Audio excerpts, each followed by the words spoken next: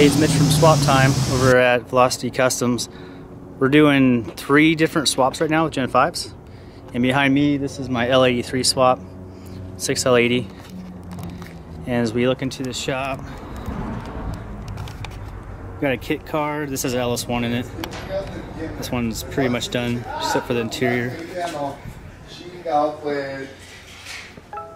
Here's Miguel's Chevy pickup. He's doing a cam swap.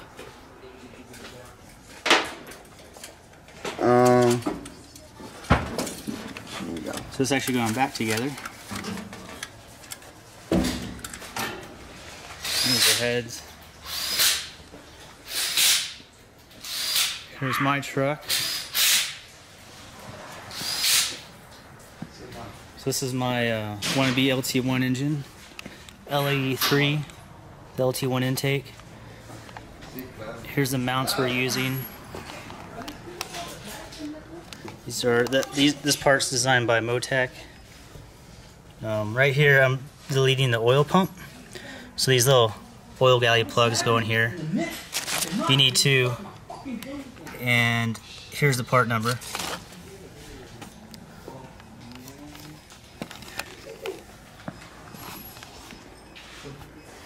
This is how the engine mounts.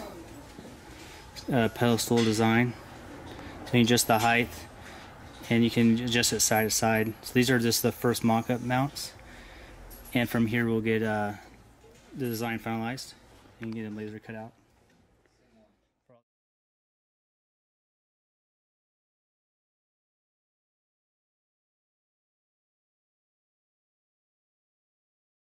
The guys that want to do Gen 5 swaps and C10s.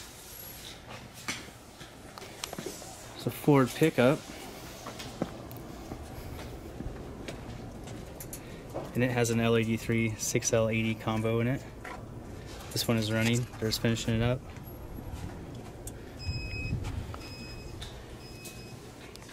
And here is an L86 swap. We're putting a Texas Speed cam in it, along with the customer wanted MSD Atomic Air Force manifold. So this is getting that. So quite a bit of work. You gotta drop the oil pan and everything, but this one is coming together as well.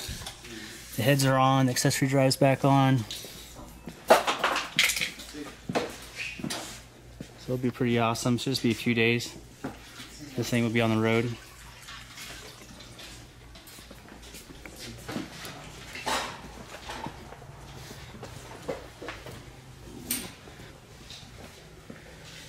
Here's my LFX engine.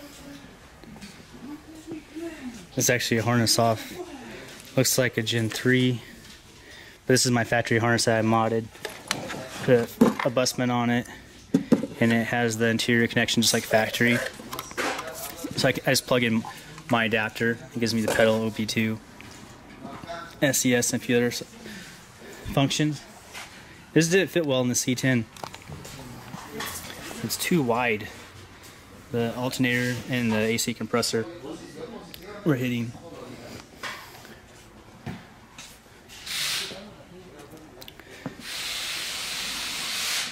Camaro, this is getting built LS1.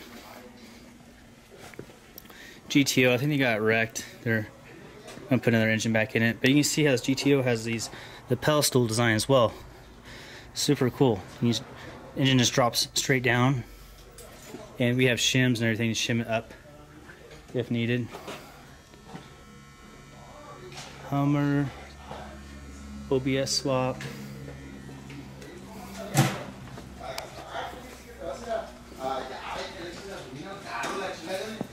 This truck's gonna scream. It has a Texas Speed B2 cam, 3000 stall from Circle D. We notched the frame. We actually just cut it and bent it down to try to fit the LFX engine, which it would have fit, but I just didn't like it. So we're gonna bend the metal back up and weld it back how it was from factory. I have Texas Speed headers for 2015 Silverado. Doubt they'll fit. We'll try our best to make it fit. There's some type of LS engine. Not sure what it's going in. that's where we're at. So update. We had the engine in 30 minutes ago, but they pulled out real quick because these mounts have to come out. So I'll just do another video with the engine in, the transmission. I have the transmission over here. It's a 6L80. So I have a 2015 Silverado. Got it off eBay. And what I want to do, I found one of these extra shifting cables from a Jeep. Used our bracket. I'm gonna run it straight up, and we just gotta make a mount to hold the cable. This will hook to the column. That way we can shift it, and have lots of adjustability where to put this, and it gives us good clearance if I run headers and everything. There's no steel rod to get jammed up or anything. So that's gonna work pretty sweet. So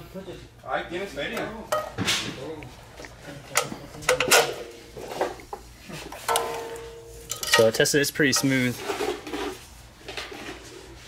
But we gotta get it mocked up pretty quick so I can get a drive shaft made by Adams.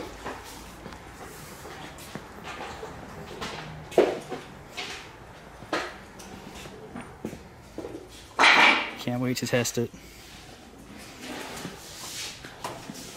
Leaving the interior alone, saved all stock. So that means all the gauges won't work, but I'm not too worried about it. I can get Speedo to work. They have a CAN bus to mechanical adapter now. Voltmeter will work, oil pressure will work with the adapter, temp will work with the adapter, fuel will work just fine already. So I guess I can make everything work pretty easy. No big deal. Still got to do the fuel system. I got the fuel tank done.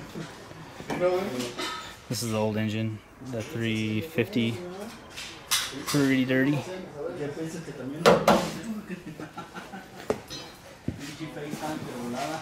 But this will be running next week. The cam swap is already done in it. It's all sealed back up, ready to go in. If we get those headers in it, it's going to sound nasty. I got Black Widow mufflers. It's going to have 3-inch exhaust. And we have tap shift working in it. I just need to figure out how to get a paddles installed on the column. Need some type of clock spring. I have a adjustable column, tilt column. That's pretty sweet. With a cruise button. I don't know what to do for that. I can do a toggle switch like I did in my Tahoe for tap shift. Here's the ECU mount. The ECU and the busman bolt to it. Haven't even looked at where to put it. There's so much room. Probably go like this. That'll look pretty nice. Probably have to make a little pedestal to hold it. It's a little bit of weight. That'll look real nice. All the wiring basically stays in the engine bay. The only wiring that goes inside is just the pedal and OB2 port and one ignition wire. So some other stuff where you have your entire harness run in the engine, your interior to hold your computer, it just takes up a lot of room. I'd rather just have it in the engine bay that way and make it look just like factory. Really reliable that way. Have so much space anyway. Really, I might mount it something like that. That's how GM did it. Yeah, I might do it like that. That'd be really nice. I was going to do an 8-speed. I just didn't have the money for the transmission. At work, we have 8 speeds running really well now, shifting smooth. So finally figured out the last few things with that. The 6L80 would be awesome anyway. Looks like these guys are cleaning the heads.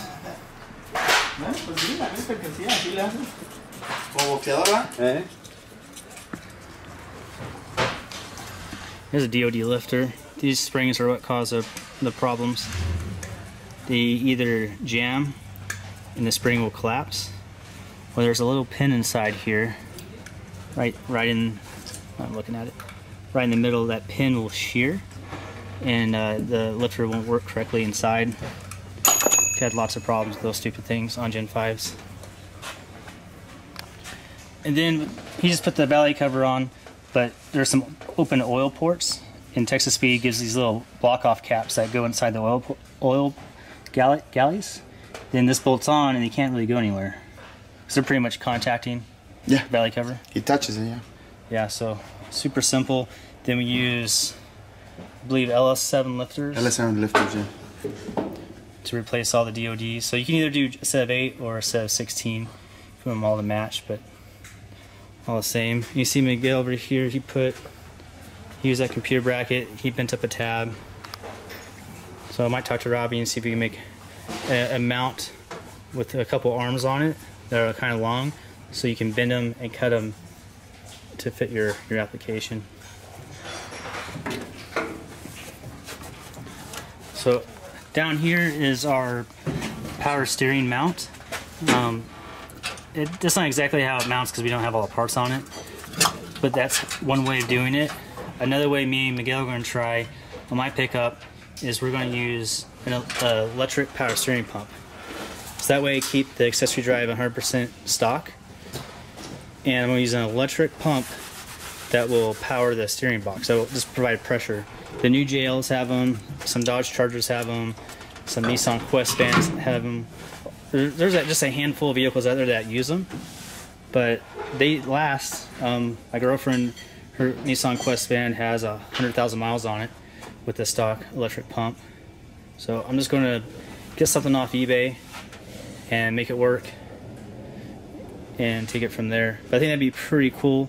That way the pump will probably be sitting on a fender out of the way, and you gain some horsepower out of the deal. They only pull 6 to 10 amps if you're not moving the steering wheel or just driving straight.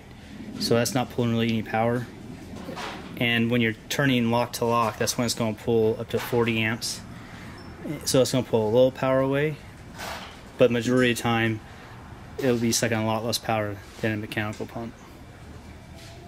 Miguel, he deleted his vacuum pump as well. He put a couple plugs in there. Alright, Miguel just did a cam swap in the L86. We're going to take it for his first test drive. Already pre-tuned it best I could.